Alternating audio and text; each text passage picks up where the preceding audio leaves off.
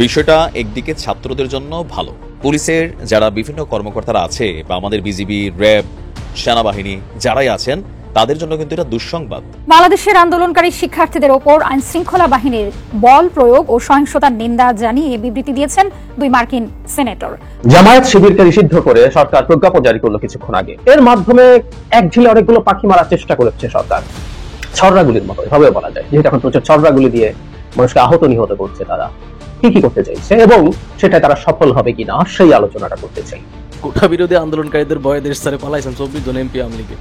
বাংলাদেশের মানুষ তাদেরকে কি উপহার দেবে এটা ভালো করে জানে, এই জন্য তারা দেশ ছেড়ে পালাইছে। মজার ব্যাপার বলতে পারেন, আবার সরকারের পক্ষ থেকে চিন্তা করলে একটা দুঃখের ব্যাপার, কষ্টের ব্যাপার বলতে পারেন, যে এই সময়ে, এই ক্রান্তিকালে, মানে আওয়ামী লীগের বিপদের সময় আওয়ামী লীগের অনেকগুলো নেতা, মন্ত্রী বা এমপি তারা কিন্তু দেশ থেকে পালিয়ে যাচ্ছে। জাতিসংঘের পক্ষ থেকে বলা হচ্ছে, সরাসরি গুলির দৃশ্য দেখেছি, অনুরোধ করলে সবচেয়ে উত্তম পন্থায় তদন্ত করবে জাতিসংঘ। বাংলাদেশ সরকারের সামনে একটা বড় সমস্যা আসতে চলেছে, জবাবদিহি করতে হবে আন্তর্জাতিক সংস্থাগুলোর কাছে। হ্যাঁ, ঠিকই শুনছেন, জাতিসংঘ বিষয়টা নিয়ে তো রীতিমতো তদন্ত শুরু করে দিয়েছে। অপরদিকে ভীষণ ক্ষেপে গিয়েছে আন্তর্জাতিক মানবাধিকার সংস্থা অ্যামনেস্টি। আসসালামু আলাইকুম দর্শক, গুরুত্বপূর্ণ একটি নিউজে আপনাদের সকলকে স্বাগতম। দর্শক, বর্তমান সময়ের রাজনৈতিক পরিস্থিতিকে বিশ্লেষণ করে আপনাদের সামনে বেশ কিছু গুরুত্বপূর্ণ ভিডিও ফুটেজ নিয়ে হাজির হয়েছি। এমনকি দর্শক, আমি আশা করছি আপনারা ভিডিও শুরুটা দেখেই বুঝতে পেরেছেন আজকের নিউজটা আপনাদের জন্য ঠিক কতটা গুরুত্বপূর্ণ হতে চলেছে এবং কোন দিকটাকে ইঙ্গিত করছে। তো প্রিয় দর্শক, আমি আর বেশি কথা বাড়াবো না, আমি ভিডিও শুরুতেই আপনাদের যেই ভিডিওগুলোর অংশবিশেষ দেখিয়ে শুরু করেছিলাম সেই ভিডিওগুলোর বিস্তারিত আলোচনা দেখাবো। তবে তার আগে বলি, যারা এখনো চ্যানেলটি সাবস্ক্রাইব করেননি সকলে চ্যানেলটি সাবস্ক্রাইব করে পাশে থাকা বেল আইকনটি বাজিয়ে দিবেন। আর যারা ইতিমধ্যেই সাবস্ক্রাইব করে রেখেছেন তাদের সকলকে অসংখ্য ধন্যবাদ। তো চলুন একটি লাইক দিয়ে আমরা ধারাবাহিকভাবে সবগুলো ভিডিওর বিস্তারিত আলোচনা দেখে আসি। বিষয়টা একদিকে ছাত্রদের জন্য ভালো, পুলিশের যারা বিভিন্ন কর্মকর্তারা আছে বা আমাদের বিজিবি, র্যাব, সেনাবাহিনী যারাই আছেন তাদের জন্য কিন্তু এটা দুঃসংবাদ। মার্কিন যুক্তরাষ্ট্র যখন ফোকাস করে একটা স্যাংশন কিন্তু আমরা খায়া রয়েছি, তাই না? জাতিসংঘে বাংলাদেশের সেনাবাহিনীকে যেন আর ঢুকানো না হয়, একটা বিদেশি ষড়যন্ত্র কিন্তু চলছে। এরই মাঝখানে আমাদের সারা বাংলাদেশে যা হচ্ছে, সোশ্যাল মিডিয়ার কল্যাণে, আন্তর্জাতিক গণমাধ্যমগুলোর কল্যাণে, জাতিসংঘের কল্যাণে সারা বিশ্ব কিন্তু দেখছে। আর সেখান থেকে মার্কিনীরা যখন কোনো রকম বক্তব্য দেয় ভাববেন যে এটার একটা ইফেক্ট তৈরি হবে। দর্শক, মার্কিন সিনেটর বেন কার্ডিন এবং করি বুকার কোটা সংস্কার আন্দোলনকে ঘিরে ছাত্রদের উপর অতিরিক্ত শক্তি প্রয়োগ এবং মানবাধিকার লঙ্ঘনের জন্য বাংলাদেশি আইন শৃঙ্খলা রক্ষাকারী বাহিনীর প্রতি নিন্দা জানিয়ে একটা বিবৃতি প্রকাশ করেছেন। শুধুমাত্র মুখে মুখে কথা বলে নাই, একটা বিবৃতিও তারা দিয়েছেন। কার্ডিন মানে যে একজন যিনি সিনেটর, তিনি ফরেন রিলেশনস কমিটির চেয়ারম্যান হিসেবে আপনার সম্ভবত নিযুক্ত আছেন। এক প্রেস বিজ্ঞপ্তিতে আপনার এটা প্রকাশ করেছে ফরেন রিলেশন কমিটি। বিবৃতিতে বলা হয়েছে, এই ভয়ঙ্কর কর্মকাণ্ডের সঙ্গে জড়িত নিরাপত্তা বাহিনীগুলোর মধ্যে একটি আধা সামরিক ইউনিটের কিছু নেতারা ইতিমধ্যেই মানবাধিকার লঙ্ঘনের জন্য মার্কিন নিষেধাজ্ঞার মুখোমুখি আছেন। এই অংশটা বোঝানো হয়েছে আমাদেরকে র্যাবকে, একটা স্যাংশন কিন্তু র্যাব, তাদের কিছু নেতা বা উচ্চ পর্যায়ের যারা আমরা জানি তারা স্যাংশন খেয়ে আছে। বলা হচ্ছে, কোটা সংস্কার আন্দোলন নিয়ে বাংলাদেশের সাম্প্রতিক ঘটনাবলী সম্পর্কে বিবৃতিতে বলা হচ্ছে, সরকারি চাকরির সুযোগ এবং 1971 সালে বাংলাদেশের স্বাধীনতার যুদ্ধে মুক্তিযোদ্ধাদের বংশধরদের জন্য সংরক্ষিত সরকারি চাকরির অসম কোটা ব্যবস্থার অবসানের দাবিতে হাজার হাজার শিক্ষার্থী রাস্তায় নেমে এসেছে। এই সময় আন্দোলনকারীদের উপর র্যাপিড অ্যাকশন ব্যাটালিয়ন সহ বাংলাদেশি আইন শৃঙ্খলা রক্ষাকারী বাহিনী নৃশংস শক্তি প্রয়োগ করছে। আপনি শব্দগুলো বুঝছেন, এটা আমি বলতেছি না ভাই, মার্কিনের সিনেটর বলছে নৃশংস। আচ্ছা, এছাড়া শত শত বিক্ষোভকারীকে হত্যা, হাজার হাজার মানুষকে আহত এবং গ্রেপ্তার করা হয়েছে। আমেরিকার সংসদে বা সিনেটররা যখন এই বিষয়গুলো নিয়ে কথা বলে, শুড বি কনসার্ন। বিবৃতিতে আরো বলা হয়েছে, শান্তিপূর্ণভাবে সমবেত হওয়া এবং প্রতিবাদ করার অধিকার একটি গণতান্ত্রিক সমাজের অন্যতম ভিত্তি। আমরা বাংলাদেশি কর্তৃপক্ষকে অবিলম্বে নিরাপত্তা বাহিনীর মানবাধিকার লঙ্ঘনের বিষয়ে একটি স্বাধীন ও নিরপেক্ষ তদন্ত পরিচালনা করার জন্য, সেই সঙ্গে প্রতিবাদকারীদের অধিকারকে সম্মান জানানোর আহ্বান জানাই। ইভেন তারা আপনার শেষ অংশে ছাত্রছাত্রীদের পক্ষে সমর্থন জানিয়ে বলছে, মার্কিন যুক্তরাষ্ট্র এই সাহসী ব্যক্তিদের পাশে দাঁড়িয়েছেন যারা তাদের মর্যাদা ও একটি সমৃদ্ধ ভবিষ্যতের দাবি জানিয়েছে। আমরা বাংলাদেশে মানবাধিকারের পক্ষে কথা বলতে এবং এই ধরনের অপব্যবহারের সাথে জড়িতদের জবাবদিহি চাই। যদি এটা মার্কিন যুক্তরাষ্ট্র সরকারের বাংলাদেশকে পাঠানো স্পেসিফিক কোনো G2G মানে গভর্নমেন্ট কোনো লেটার না, বাট সেখানে থাকা প্রভাবশালী সিনেটররা যখন আলোচনা করেন তখন অবশ্যই বিষয়গুলো কনসার্নের ইস্যু আসে। এমনিতেই মার্কিন যুক্তরাষ্ট্রের সাথে বর্তমান সরকারের সম্পর্কটা কিন্তু খুব বেশি যে দহরম মরম সেটা কিন্তু নয়। আমরা বিভিন্ন ইস্যুতে দেখি, আমরা অতীত দেখেছি নির্বাচনের আগ থেকে শুরু করে এই পর্যন্ত। আর বিশেষ করে আমাদের আইন শৃঙ্খলা বাহিনীর যে রেফারেন্সগুলা বা অ্যাক্টিভিটিসগুলো এই মুহূর্তে আন্তর্জাতিক বিশ্বে আল জাজিরা, ডয়েচে ভেলে অথবা আপনি সিএনএনকে ধরেন, বিবিসিকে ধরেন, যারা এই রিপোর্টগুলো করছে সেখানে কিন্তু আমাদের আইনশৃঙ্খলা বাহিনীর ওই দৃশ্যগুলো দেখানো হয় যেগুলা তারা মানবাধিকার লঙ্ঘিত করেছে। এখন এগুলার জেরে যদি কোনো একটা সিদ্ধান্ত চলেই আসে ভাই, এই যে ধরেন মিশনে গিয়া যারা সারা জীবন আসেন একটু ভালোই 2-4টা পয়সা কামানো যায়, সেটা বন্ধ হয়ে যাবে। এছাড়া আমাদের আইনশৃঙ্খলা বাহিনীকে মার্কিন যুক্তরাষ্ট্র একটা হিউজ পরিমাণ ইকুইপমেন্ট বলেন, অর্থনৈতিকভাবে বলেন, অনেক ধরনের কিন্তু সাপোর্ট দিয়ে থাকে, সেগুলো বন্ধ হয়ে যেতে পারে। তো ঘটনা করবে 2-1 জন, আর এটার পুরো ইফেক্ট পড়বে পুরো বাহিনীগুলোর উপরে। জাতিসংঘের পক্ষ থেকে বলা হচ্ছে, সরাসরি গুলির দৃশ্য দেখেছি, অনুরোধ করলে সবচেয়ে উত্তম পন্থায় তদন্ত করবে জাতিসংঘ। ব্রিফিংয়ে স্টিফেন ডুজারিক, যিনি জাতিসংঘ মহাসচিবের মুখপাত্র। দর্শক খেয়াল করেন, সরাসরি গুলির দৃশ্য দেখেছি, অনুরোধ করলে সবচেয়ে উত্তম পন্থায় তদন্ত করবে জাতিসংঘ, এই কথা বলছেন। তার মানে এই জাতিসংঘের কিন্তু তদন্তের দাবিটা এখন সামনে আসছে। সবাই বলছে যে সরকার এই পুরো দায়টা তৃতীয় কোনো শক্তি, জঙ্গি, জামাত, বিএনপি এইভাবে বলার চেষ্টা করছে, কিন্তু তারা যে সরাসরি গুলির নির্দেশ দিয়েছে এবং তার প্রেক্ষিতে যে পুলিশ সহ অন্যান্য সংস্থা যে গুলি করেছে তার অসংখ্য প্রমাণ আছে, ভিডিও আছে, কিন্তু কোনোভাবেই সরকার পুলিশ বা অন্য কোনো সংস্থার নাম আনছে না। বারবার বলছে, যেমন প্রধানমন্ত্রী আজকে বলছেন যে জঙ্গিরা, এই কোটা আন্দোলনের উপর ভর করে জঙ্গিরা ঢুকেছে, তারপরে বলছে যে জামাত শিবির, তারপরে বলছে তৃতীয় শক্তি, এক এক সময় এক এক রকম কথাবার্তা। তো বোঝাই যাচ্ছে যে আসলে এই হত্যার তদন্ত বিচার এটি সরকারের পক্ষে আসলে করা অসম্ভব। দেখেন আবু সাইদের যেই মৃত্যুর দৃশ্যটা সবাই দেখলো, কিন্তু গ্রেপ্তার হলো একজন কিশোর, যাকে আজকে বাধ্য হয়ে তড়িঘড়ি করে তাকে জামিন দিচ্ছে।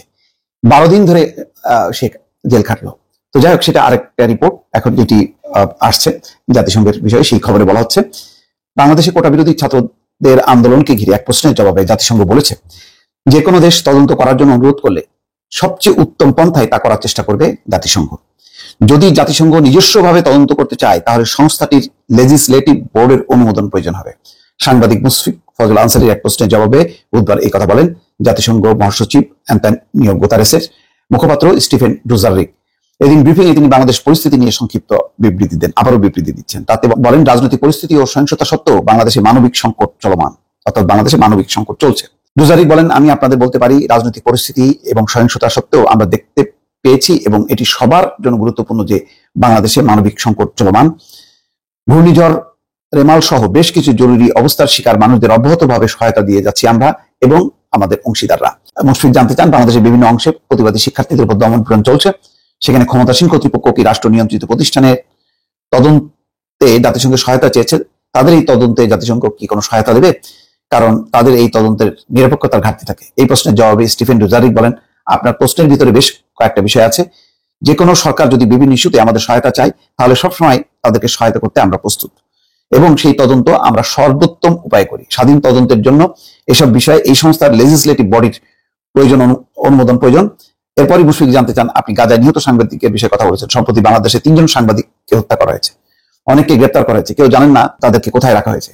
সাইদ খান নামে আমার একজন সহকর্মী আছেন, তার মধ্যে কেউ জানেন না তিনি কোথায় আছেন। ডুজারিক বলেন, বাংলাদেশে সরকারের গুলির যে দৃশ্য আমরা দেখেছি তাতে নিন্দা জানাই। সরকারগুলো যেটা হোক, বাংলাদেশ বা অন্য যে কোনো স্থানের তাদের উচিত জনগণকে শান্তিপূর্ণ প্রতিবাদ বিক্ষোভ করার অধিকার সমুন্নত রাখা, সুরক্ষিত রাখা। সাংবাদিকরা যাতে অবাধে তাদের কাজ করতে পারে সেজন্য তাদের অধিকার সুরক্ষিত রাখা প্রয়োজন। দর্শক, এই হচ্ছে জবাব। জামায়াত শিবিরকে নিষিদ্ধ করে সরকার প্রজ্ঞাপন জারি করলো কিছুক্ষণ আগে। 3-4 দিন আগে যখন এই আওয়াজটা তোলা হয়েছিল 14 দলীয় জোটের একটা মিটিং এ, তখন অনেকে এটাকে এক ধরনের মনোযোগের ডাইভার্সন তত্ত্ব দিয়ে ব্যাখ্যা করতে চেয়েছেন। ইদানিং আমরা সবকিছুই ওভাবেই দেখার চেষ্টা করি যে সরকার সবকিছুর কন্ট্রোলে আছে এবং সে তার ইচ্ছা মতো করছে। তখন এটা নিয়ে ভিডিও করেছিলাম এবং আমি প্রেডিক্ট করেছিলাম যে জামায়াত আসলে নিষিদ্ধ হতে যাচ্ছে এবং সেটা এখন হলো। এর মাধ্যমে এক ঢিলে অনেকগুলো পাখি মারার চেষ্টা করেছে সরকার, ছড়রাগুলির মতো এভাবে বলা যায়, যেহেতু এখন প্রচুর ছড়রাগুলি দিয়ে মানুষকে আহত নিহত করছে। তারা কি করতে চাইছে এবং সেটা তারা সফল হবে কিনা সেই আলোচনাটা করতে চাই। প্রথম কথাটা হচ্ছে, এই নিষিদ্ধ করার মাধ্যমে প্রাথমিকভাবে বাংলাদেশে এখন যে আন্দোলন চলছে, শিক্ষার্থীরা যে আন্দোলন প্রাথমিকভাবে শুরু করেছিল, যেটা এখন আর শিক্ষার্থীদের আন্দোলন নয়, এটা একটা গণ আন্দোলনের রূপ নিয়েছে, কিন্তু প্রাথমিকভাবে শিক্ষার্থীদের আন্দোলনকে চরমভাবে অপমান করা হয়েছে। আই রিপিট, শিক্ষার্থীদের আন্দোলনকে চরমভাবে অপমান করা হয়েছে এবং একই সাথে জামায়াত শিবিরের যারা নেতাকর্মী আছেন তাদের উদ্দেশ্যে একটা ফাঁদ পাতা হয়েছে, সেটাও সরকার কাজে লাগাতে চায় এবং ভবিষ্যতে আরো অনেক দলকে এর আওতায় নিয়ে আসবে, এই নিষিদ্ধের আওতায়, সে সময় তারা পথ খোলা রাখতে চায়। একটা একটা করে একটু বোঝার চেষ্টা করি। কেন বলছি শিক্ষার্থীদেরকে অপমান করা হয়েছে? মানে বাংলাদেশের ইতিহাসে বা এই মানে পাকিস্তান সহ এই পুরো ইতিহাসে 3 দিনে 4 দিনে অফিসিয়ালি 250-র বেশি মানুষ, অফিসিয়ালি আমাদের গুণা আছে, সংখ্যাটা অন্তত 1000 আমরা ধারণা করি। 250 যদি সেই সংখ্যার আশপাশে 3-4 দিনে মানুষ মারা যায়নি, নিজ দেশের নাগরিকের উপরে নির্বিচারে গুলি করার জন্য পুলিশ বিজিবি লেলিয়ে দেওয়া হয়েছে, হেলিকপ্টার থেকে গুলি করা হয়েছে। সেই আন্দোলনে অসংখ্য শিক্ষার্থী আহত হয়েছে, মারা গেছে। এখন জামায়াত শিবির নিষিদ্ধের মাধ্যমে সরকার এটা বলতে চায় এই আন্দোলন আসলে জামায়াত শিবিরের ছিল। দীর্ঘদিন থেকে এটা বলার চেষ্টা করা হয়েছে, আমাদের সামনে সেই আলাপ আনা হয়েছে, তৃতীয় পক্ষ মানে দাবি আদায়ের পর থেকে মানে রাস্তায় নাকি আর শিক্ষার্থী ছিল না। সরকারের প্রধানমন্ত্রী যখন ভাষণ দিয়েছেন, এমনকি আপিল বিভাগের রায় হওয়ার আগেই নাকি আর রাস্তায় শিক্ষার্থী ছিল না। সরকারের ভাষায় জামায়াত শিবির আর তাদের নিযুক্ত টোকাই। তো এই যদি হয়ে থাকে, তার মানে এই যে এত মানুষ নেমে আসলো, এত শিক্ষার্থী নেমে আসলো, যার বুকে রক্ত দিল, আহত হলো, চোখ হারালো, এখনো নির্যাতনের মুখে আছে, তাদেরকে তীব্রভাবে অপমান করা হয়েছে। আমি বিশ্বাস করি আমাদের আন্দোলনকারীরা এই ব্যাপারটা ধরতে পারছেন। এই কৃতিত্ব এই দেশের নাগরিকদের। এই দেশের নাগরিক হিসাবে জামায়াত শিবিরের কেউ যদি এই আন্দোলনে থেকে থাকেন, তারা থাকতে পারেন, তারা ভ্যালিড নাগরিক। তার সাথে মতাদর্শগত ভিন্নতা আপনার আমার থাকতে পারে, আমারই আছে, আমি বহুবার বলেছি, কিন্তু তার আন্দোলন করার, এই আন্দোলনে অংশ নেওয়ার অধিকার আছে। ছাত্র শিবির তো ছাত্র, ওরও তো কোটার প্রশ্নে আলাপ থাকতে পারে, ওর তো কোটার প্রশ্নে বক্তব্য থাকতে পারে, সো ওভাবে থাকতে পারে। কিন্তু এই আন্দোলন ওদের ছিল, এই অপমানটা করা হয়েছে। নাম্বার 2, আমি বলছি একটা ফাঁদ পাতা হচ্ছে। ফাঁদটা হচ্ছে এরকম যে এই নিষিদ্ধ করার পর জামায়াত শিবির তারা তাদের এইটার প্রতিবাদে সহিংস হয়ে উঠবে। তারা এই মুহূর্তেই চায় সরকার সহিংস হয়ে উঠবে।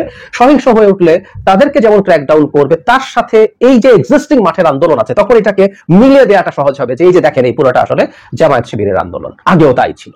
ফলে জামায়াত শিবির মাঠে নেমে যাবে, সহিংসতা শুরু করবে। সরকার চাইছে, সরকার সেই প্রভোগ করছে, এই ফাঁদ পেতেছে, এবং তখন ক্র্যাকডাউন করবে। আমি বিশ্বাস করি এই ন্যূনতম বুদ্ধিটুকুও জামায়াত শিবির যারা করতেন, তাদের দল আজকে অফিসিয়ালি নেই। আমরা জানি যে সরকার যে প্রজ্ঞাপন দিয়েছে এটা তার নির্বাহী আদেশে করেছে, সন্ত্রাস দমন আইনের একটা ধারা 18-এর 1, সেটা দিয়ে করা যায়। আমরা বহুদিন বলছি জামায়াত শিবিরকে দিয়ে খেলা হয়েছে, এই কাজটা তারা আগে করতে পারতো। বারবার কোর্টের কথা বলেছে, মিথ্যাচার করেছে রাষ্ট্রের সর্বোচ্চ পর্যায়ে থাকে, আমি আমার আগের ভিডিওটাতে দেখিয়েছি আপনাদেরকে। যাই হোক, সেটা করলো অফিসিয়ালি, যেহেতু জামাত নেই, তাদেরকে এই উস্কানিটা দেয়া হচ্ছে। আমি বিশ্বাস করি এই পরিস্থিতিতে অন্তত যখন দেশ একটা গণ অভ্যুত্থানের মধ্যে ঢুকে গেছে, গণ আন্দোলনের মধ্যে ঢুকে গেছে, সেখানে নিজেরা তাদের এই দুঃখ ক্ষোভকে সামাল দিয়ে তারা সহিংস হয়ে উঠবেন না। তারা সেই প্রতিবাদে, আর অন্তত সেই অর্থে প্রতিবাদেও নামবেন বলে আমি মনে করি না। এই ম্যাচুরিটিটা জামায়াত শিবির দেখাবে বলে আমি মোটামুটি নিশ্চিত, কারণ এরকম একটা হিস্ট্রি আছে। তাদের মতো একই ধরনের একটা রাজনৈতিক দল সংগঠন মুসলিম ব্রাদারহুড মিশরে নিষিদ্ধ থাকার পরও কি হয়েছিল আমরা জানি, তারা তাদের কাজ করে টিকে থাকতে পেরেছে খুব ভালোভাবেই। জামায়াত শিবির নিষিদ্ধ করার মাধ্যমে এবার জামায়াত শিবির ট্যাগ দিয়ে দিয়ে বহু মানুষকে হয়রানি করা হবে। এতদিন পর্যন্ত ট্যাগ দিয়ে আপনি স্টিগমাটাইজ করেছেন, তার মুখ বন্ধ করার চেষ্টা করেছেন, তাকে সোশ্যালি এক ধরনের হ্যারাস করার চেষ্টা করেছেন। যদি এসব ট্যাগিং ইদানিং খাটায় না মানুষ, তারপর আপনি এই চেষ্টাটা করেছেন, এবার কিন্তু তাদেরকে ফৌজদারি ব্যবস্থার মধ্যে নিয়ে যেতে পারেন। কারণ এতদিন পর্যন্ত জামায়াত শিবিরের বিরুদ্ধে যখন কোন রকমের অ্যাকশন, ডিটেনশন এসব হয়েছে, তাতে তার আসলে অধিকার হরণ করা হচ্ছিল, এটা নিশ্চিত ভাবে। কারণ জামায়াত তার নিবন্ধন ছিল না, কিন্তু সে নিষিদ্ধ রাজনৈতিক দল ছিল না। এখন যেহেতু সে নিষিদ্ধ রাজনৈতিক দল এবং সন্ত্রাসের অভিযোগে তাকে নিষিদ্ধ করা হচ্ছে, এখন এই ট্যাগটাকে দিয়ে তার বিরুদ্ধে জাস্ট এই দলের সাথে আছে এটা দিয়ে সে তার বিরুদ্ধে ফৌজদারি অভিযোগ আনা যেতে পারে। আমাদের নাগরিকদের এই সময় একটা ব্যাপারে খুব সতর্ক থাকতে হবে, সেটা হচ্ছে সেটা বহু মানুষ যারা জামাত শিবির করে না তাদেরকেও এটার আওতায় এনে দেওয়া হবে, তা তো আছেই, কিন্তু যারা জেনুইনলি জামাত শিবিরের নেতাকর্মী, তাদের বিরুদ্ধে যে কোনো মানবাধিকার লঙ্ঘনমূলক পদক্ষেপ এই সরকার যখন নেবে, সেটার বিরুদ্ধে আমরা যেন সোচ্চার থাকি। আমরা একটা গণতান্ত্রিক বাংলাদেশ চাই, যে বাংলাদেশে আমার সাথে দ্বিমত থাকা রাজনৈতিক বা অন্য কোনো ক্ষেত্রে মানুষেরও ন্যায় বিচার বা ইনসাফ পাওয়ার অধিকার থাকে। সো আমরা ওই জায়গাটাও কিন্তু শোরগোল করব তাদের উপরে যে কোনো রকম অন্যায় অবিচার যদি হয়। সরকার আরেকটা চেষ্টা করবে আর কোনো দল বা সংগঠনকে এটার আওতায় এনে নিষিদ্ধ করে দেওয়া যায় কিনা। কেউ কেউ মনে করছেন বিএনপিকে করতে পারে। আমি ব্যক্তিগতভাবে মনে করি বিএনপিকে শর্ট এবং মিড টার্মে এমন কিছু করার কোনো পরিকল্পনা নেই। বিএনপিকে নিষিদ্ধ করার চাইতে বরং বাকশাল গঠন করার মতো একদলীয় দল, একদলীয় রাষ্ট্র ব্যবস্থা কায়েম করাই সরকারের জন্য বেটার, বিএনপিকে করবেন। এই জন্য আমরা খেয়াল করব সাম্প্রতিক সময়ে যখন প্রধানমন্ত্রী বা অন্যান্য মন্ত্রীরাও এই আলাপ করেছে তখন জামাতকে টার্গেট করে সন্ত্রাসী জঙ্গি বলেছে, বিএনপির সাথে আছে কিন্তু বিএনপির সাথে এই টার্মটা ব্যবহার করে নাই। কিন্তু একটা পথ খোলা থাকলো, আর যে কেউ যে কোনো ভাবে আপনি যদি ইনভলভ করে ফেলতে পারেন যে এই ধরনের সন্ত্রাস বা তাদের ভাষায় নৈরাজ্যের সাথে জড়িত আছে, তাদেরকেও আপনি নিষেধ করার পথ খুলে ফেলতে পারলেন। এই সুবিধাগুলো আপনি পেতে চাইবেন। আর মনে করা হচ্ছে, তারা ভাবছেন যেটার মাধ্যমে সমাজে একটা অংশকে তারা তাদের কনফিডেন্সে আনতে পারবেন। কারণ আমরা দেখি যে গণ অভ্যুত্থানে বা গণ আন্দোলনে বেশ মানে একটা গণ আন্দোলনে যা হয় ফ্রম রাইট টু লেফট সবাই একত্র হয়। তারা ভাবতে পারেন হয়তো যে লেফট লেনিং মানুষজন যারা অন্তত জামায়াতকে নিষিদ্ধ করার পক্ষে একটা কারে ছিলেন তারা সন্তুষ্ট হবে এবং সরকারের প্রতি আবার তাদের দরদ উঠলে উঠবে। না, বাংলাদেশ এই পর্যায়টা পুরোপুরি পার হয়ে চলে এসছে। এখন মানুষ জেনুইনলি সরকারের বিরুদ্ধে দাঁড়িয়েছে, অথবা এই সরকার পড়ে যাবে এই বোধ তৈরি হয়েছে বহু মানুষের মধ্যে। ফলে যেটা হয়, ডুবন্ত জাহাজ থেকে অনেকেই লাফিয়ে পড়ে, ইঁদুরদের কথা বলা হয়, ইঁদুররা লাফিয়ে পড়ছে, যে কোনো কারণেই হোক এই পতন তারা দেখতে পাচ্ছে। এখন আর এইসব টুকিটাকি খেলা টেলা দিয়ে লাভ নেই। সরকার কি পাজলড হয়ে গেছেন, অথবা সরকার কি তো নিজের লোকদের উপরই নিয়ন্ত্রণ হারিয়ে ফেলছে? অথবা যদি অন্যভাবে বলি, যারা এতদিন সরকারের সুবিধার ভোগী ছিল তারা কি সরকারের উপর আস্থা হারিয়ে ফেলছে, অথবা একটু অস্থির হয়ে উঠেছে?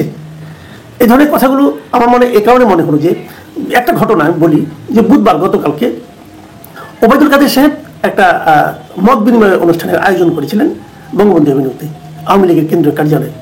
সেখানে ওনার মত বিনিময়টা ছিল ছাত্রলীগের যারা পুরনো নেতা, আগের নেতা যারা ছিল তাদের সঙ্গে মত বিনিময়, যে এখন কি করণীয়, কি করা উচিত, তাদের কাছ থেকে মতামত নেওয়া এবং সেই অনুযায়ী কিছু একটা করা।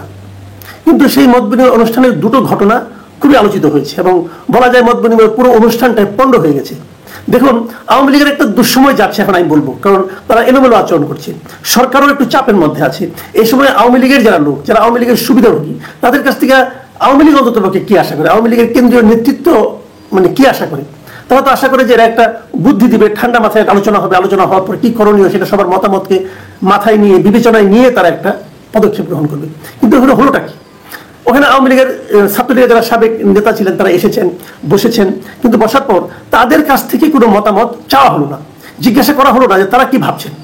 ওখানে আমাদের ওবায়দুল কাদের সাহেব যে উনি ওনার বক্তব্য শুরু করলেন অনেকটা প্রেস ব্রিফিং টাইপের। তো প্রেস ব্রিফিং তাদেরকে কেন করতে হবে, অথবা তাদেরকে কেন নির্দেশনাটা তো এভাবে ডেকে এনে দিতে হবে কেন, আর অনুষ্ঠানের নামটাই বা মত বিনিময় রাখতে হবে কেন? এবং তারা ছাত্রলীগের লিডার ছিলেন এক সময়, সভাপতি তাদের যে স্বাভাবিক যে চরিত্র, যে চারিত্রিক বৈশিষ্ট্য, তারা সেখান থেকে বেরোতে পারেন নাই। তারা তখন আর ওবায়দুল কাদেরকে সেরকম গুরুত্ব দেন, ভুয়া করে পুরো অনুষ্ঠানটাই পণ্ড হয়ে গেছে। এবং ওবায়দুল কাদের সাহেবের সঙ্গে তাদের আলোচনা আসলে নেট রেজাল্ট হলো একটা বড় অশ্বডিম্ব, ওখান থেকে তেমন কিছু আসেনি। ওবায়দুল কাদের সাহেব ওনার মতো করে উনি বাণী দিয়ে গেছেন, যে বাণী উনি সবসময় দেন এবং যার প্রায় কোনো অর্থ থাকে না। যাক, সেটাও ব্যাপার না। তো এই বিষয়টা নিয়ে একটা জিনিস স্পষ্ট, যে যারা নাকি ছাত্রলীগের সাবেক নেতা, মাথায় রাখবেন ছাত্রলীগের সাবেক নেতা, এটা কিন্তু এই সরকারের আমলে একটা বড় পরিচয়। এই পরিচয়টা ব্যবহার করে অনেক ছাত্রলীগের সাবেক নেতা অনেক বড় বড় কাজ বাগিয়ে নেন। কাজে তারা সবাই এই সরকারের সুবিধাভোগী, এটা আপনি ভেবে নিতেই পারেন। তো তারা কিন্তু ওবায়দুল কাদের সাহেবের কাছ থেকে কিছু একটা কথা, এমনও তো হতে পারে ওবায়দুল কাদের হয়তো প্রধানমন্ত্রীর বক্তব্য তাদেরকে শোনাতে গিয়েছিলেন, কিন্তু সেটা ওনারা শুনতেই রাজি না, ওনারা নিজেরা কিছু বলতে চান। সেটা কি? সেই বক্তব্যটা কিন্তু প্রকাশিত হতে পারেনি, কারণ তাদের মতামত নেওয়া হয়নি। এখানে দ্বিতীয় যে ঘটনাটা আমার কাছে খুবই গুরুত্বপূর্ণ বলে মনে হয়েছে, সেটা হলো ওবায়দুল কাদের সাহেবের পাশে সেই মঞ্চে ছিলেন সাবেক কৃষিমন্ত্রী, আওয়ামী লীগের প্রেসিডিয়ামের সদস্য ডক্টর আব্দুর রাজ্জাক।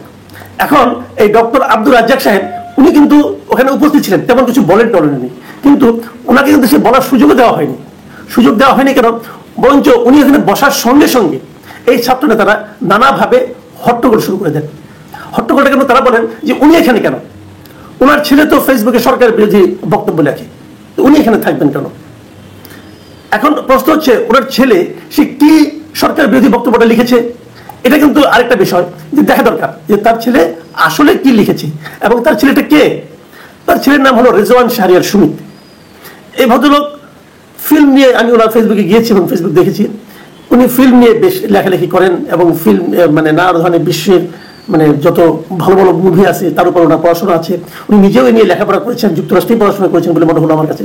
তো এই ভদ্রলোক একটা পোস্ট দিয়েছেন। উনি কি পোস্ট দিয়েছিলেন এটা কেন ওনার পোস্টে তার পিতাকে কথা শুনতে হলো? তবে আমি পার্সোনালি মনে করি যে একজন প্রাপ্তবয়স্ক লোক তার কর্মকাণ্ডের জন্য আপনি তাকেই প্রশ্ন করতে পারেন, তার পিতাকেও করতে পারেন না, তার পুত্রকেও করতে পারেন না, তার পরিবারের সদস্যদের করতে পারেন না। কারণ তারা সবাই পারিবারিকভাবে বসে সিদ্ধান্ত নিয়ে কি হয় যে তুমি বাবা এই পোস্ট দাও, তা তো আর হয় না।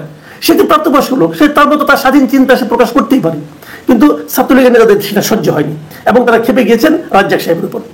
এখন আমার প্রশ্ন হলো, রেজওয়ান শাহরিয়ার সুমিত কি পোস্ট দিয়েছিলেন যার কারণে তার পিতাকে প্রকাশ্য মত বিনিময় সভায় কথা শুনতে হলো? আসেন সেই পোস্টটা একটু দেখি। এই পোস্টটা নিয়ে অনেকে এর মধ্যে লেখালেখি করেছে। আমি এই পোস্টটা উনি দিয়েছেন 16 তারিখে, মানে যেদিন 15 তারিখে ঢাকা বিশ্ববিদ্যালয়ে ছাত্রলীগের হাতে নিরীহ আন্দোলনরত ছাত্রছাত্রীরা নির্মমভাবে প্রহারের শিকার হলো, মেয়েদেরকে প্রকাশ্যে পেটানো হলো, সেই দৃশ্য পত্রপত্রিকায় এলো। সেগুলো দেখার পরদিন এই ভদ্রলোক রেজওয়ান শাহরিয়ার সুমিত উনি এই পোস্টটা দিয়েছেন। সেই পোস্টটা তিনি লিখেছেন যেটা, এরা বুক ফুলিয়ে যতই জয় বাংলা বলে চেঁচাক, 1971-এর মহান মুক্তিযুদ্ধের সঙ্গে 2024-এর আজকের ছাত্রলীগের কোনো ধরনের সম্পর্ক আছে বলে আমি মনে করি না।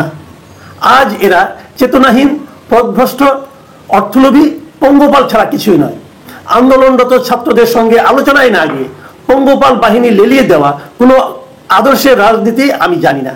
তবে বঙ্গবন্ধু রাজনীতি বা দর্শনের সঙ্গে তার কোনো মিল নেই, তার ঢের বলতে পারি।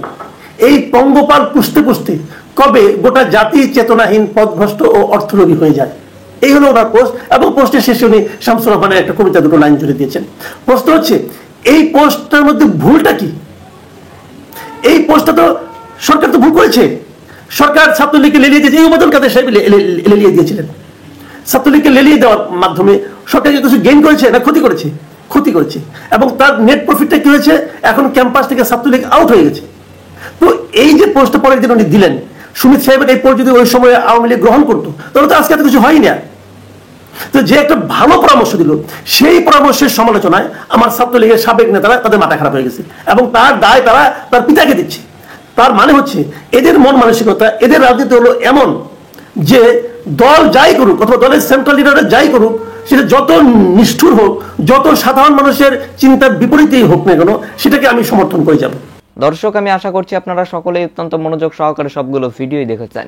এমনকি দর্শক, যদি এই ভিডিওগুলো সম্পর্কে আপনাদের কোনো মতামত থেকে থাকে তাহলে তো অবশ্যই জানাবেন। দর্শক, নিউজটি শেষ করছি এখানে, ফিরছি পরবর্তী নিউজে নতুন কোনো টপিকে। আল্লাহ হাফিজ।